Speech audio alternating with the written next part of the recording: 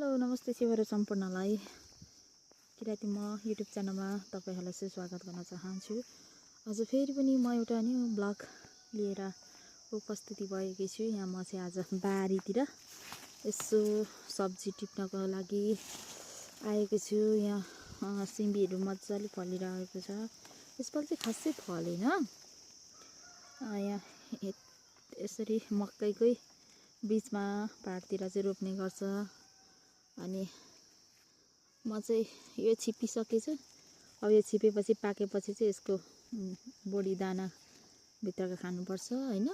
तर मलाई चाहिँ यस्तो टाटाहरु पनि खान मन पर्छ र म चाहिँ आज यहाँ सब्जीको लागि टिप्न आएको छु। अलि कलिलो कलिलो मलाई मन पर्छ।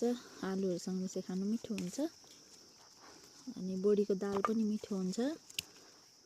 यहाँ सब्जीको लागि